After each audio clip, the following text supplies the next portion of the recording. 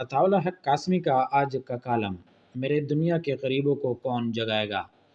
America में मुकीम आफाक ख़याली मेरे मोहतरम दोस्त हैं, वो न्यूयॉर्क से उर्दू अखबार भी निकालते रहे हैं, जो नॉर्थ अमेरिका का वाहिद उर्दू अखबार था जो एक मुस्तनद सहाफ़ी के ज़ेर इदारत शाया होता था। पाकिस्तान में आफाक ख़याली का सारा करियर सहाफ़त का था।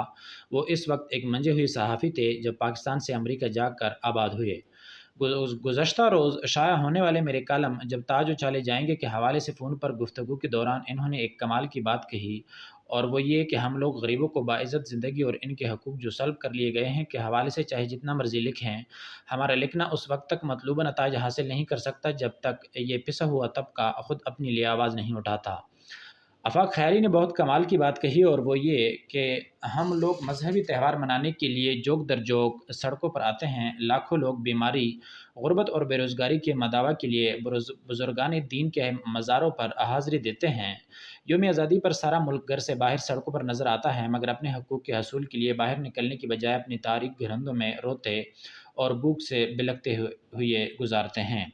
अगर यही लाखों लोग सिर्फ चंद दिनों के लिए लाहौर, कराची, पेशावर और क्वेटा की सड़कों पर धरना देने का इरादा कर लें, तो बग़ैर खून खराबा किए एक ऐसी माशी निज़ाम की राह हमवार हो जाएगी जिसके नतीजे में कोई गरीब सिसक कर अपनी ज़िंदगी नहीं गुजारेगा, और कोई अमीर गलाज़त की हद तक इतना अमीर नहीं हो सकेगा कि वो गरीबों को पाँव तले रोनता हुआ आगे ही आगे बढ़ता चला जाए।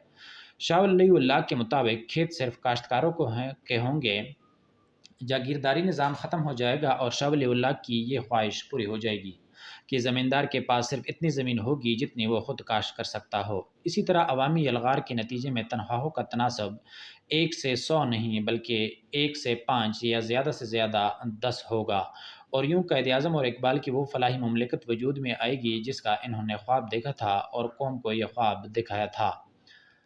आप ये देखें, पाकिस्तान के तबक़ात आहिस्ता-आहिस्ता और अलहदा-अलहदा एक झंडे तले जमा होते जा रहे हैं। डॉक्टर एक झंडे तले जमा हैं, वकील एक झंडे तले नज़र आते हैं। इसी तरह ब्यूरोक्रेसी, अदलिया, सरमायादार, कारोबारी हज़रात, इनमें से बेशतर अपने हकूक़ के लिए सड़कों पर आते हैं। कुछ को इसकी ज़रूरत भी नहीं पड़ती, और यूँ इनके मफादात के ख़िलाफ़ कोई कानून नहीं बन सकता। बस एक गरीब है जो 74 बरस से रात को सोते हैं सुहाने ख्वाब देखता है। वो देखता है कि इसके बच्चे पेट भर कर खाना खा रहे हैं। अगर वो बीमार हैं तो इनका इलाज इसी पैमाने पर हो रहा है जिस पैमाने पर उमरा का इलाज होता है। इसकी बेटी की शादी भी बाइज़्ज़त तरीके से हो रही है, और इसके अलावा इसे ज़िंदगी की वो सारी सहूलतें और राहतें मैसर हैं जो दूसरे तबक़ात को हासिल हैं। मगर जब इनकी आँख खुलती है तो वो दास्तानवी अबुल हसन की तरह अपनी कटिया पर पड़ा होता है। एक ज़माना था कि पाकिस्तान में बाई बाज़ू की तहरीकें कदरे फ़आल थीं, इनके दानिश्वर भी जेलों में जाते थे।